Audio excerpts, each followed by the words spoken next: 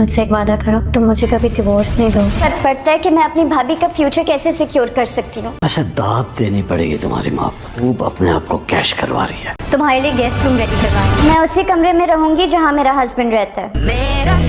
Hello friend, Mubashira ने अपनी अना और ज़िद को एक तरफ रख कर अपने हाथों से ज़ैद की शादी करवा दी, वो भी सिर्फ इसलिए कि वो दोबारा से दुनिया के सामने ख़ुद को बेइज्जत होता नहीं देखना चाहती थी। मगर निकाह के बाद आयरा की 5 करोड़ की शर्त पर जहां मुबशिरा हैरान होगी, वहीं आसिफ साहब भी ज़ैद को इसकी मोहब्बत की औकात दिखाने पर ज़ैद को देखकर तंजिया मुस्कुराते हुए अपना अंदाज़ा सही होने की तस्दीक करेंगे। ज़ैद खुद भी आयरा के इस रवैये से हैरान होगा, इसलिए आसिफ साहब और मुबशिरा ये फैसला ज़ैद पर छोड़ते हुए चले जाएंगे कि वह खुद ही आयरा से इस सिलसिले में बात करे।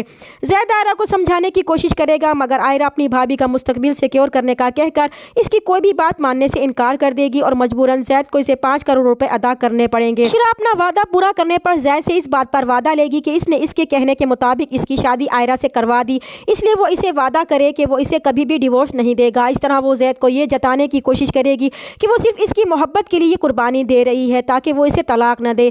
ज़ैद भी मुबशिरा की इस तब्दीली पर हैरान होगा कि इसने इतनी बड़ी कुर्बानी कैसे दे दी, वो भी अपनी जिद और अना को तोड़कर। मगर ज़ैद ये नहीं जानता कि ये भी मुबशिरा की एक चाल है जिसमें वो आसानी से फंसता जा रहा है। जब ज़ैद अपने बाप से आयरा की भाभी के नाम 5 करोड़ रुपए अदा करने को कहेगा तो आसिफ साहब समझ जाएंगे कि आयरा ने ज़ैद की कोई बात नहीं मानी और अपनी शर्त पर कायम है, तो इन्हें भी बहुत ज़्यादा गुस्सा आएगा और वो ज़ैद को भी सुनाएंगे कि वो लड़की अपनी मोहब्बत की कीमत वसूल करना अच्छी तरह से जानती है। वो एक ऐसी लड़की से मोहब्बत करता है जो अपनी मोहब्बत को ब्लैकमेल करके इसे कैश करवा रही है और ज़ैद को अपने इशारों पर नचा रही है। आयरा अपनी शर्त पूरी होने के बाद ज़ैद के साथ रुखसत होकर ज़ैद के घर आएगी तो मुबशिरा इन्हें कहेगी कि इसने इनके लिए गेस्ट रूम को बहुत अच्छी तरह से सजा दिया है, जिस पर आयरा को लगेगा कि वो उसे मेहमान समझ रहे हैं, इसलिए वो गेस्ट रूम में रहने से इनकार करते हुए इस कमरे में रहने को कहेगी जहां इसका शौहर रहता है। तरह वो आसिफ साहब मुबशिरा की मजबूरी से फ़ायदा उठाते हुए इनसे चुन चुनकर बदला लेने की कोशिश करेगी। मुबशिरा को गुस्सा तो बहुत आएगा, मगर वो पी जाएगी क्योंकि फ़िलहाल वो कुछ भी करने की पोजीशन में नहीं होगी,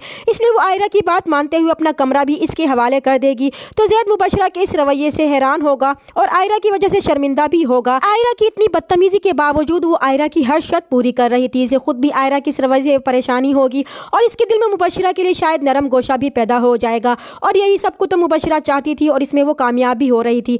आसिफ साहब को आयरा की इन हरकतों की वजह से गुस्सा तो बहुत आएगा, मगर वो मुबशिरा इन्हें समझाएगी कि अगर ज़ैद की ज़िंदगी से आयरा को निकालना है तो ये सब बर्दाश्त करना पड़ेगा और आयरा अपनी इन हरकतों की वजह से ज़ैद की मोहब्बत को खो देगी। चैनल पर नए तो प्लीज़ चैनल को सब्सक्राइब कर दें। मिलते हैं नेक्स्ट वीडियो में, तब तक के लिए अल्लाह हाफिज़।